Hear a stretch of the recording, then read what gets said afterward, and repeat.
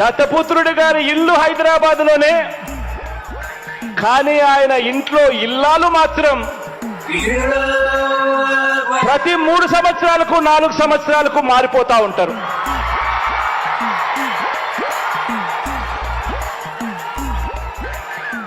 ఒకసారి లోకల్, ఒకసారి నేషనల్,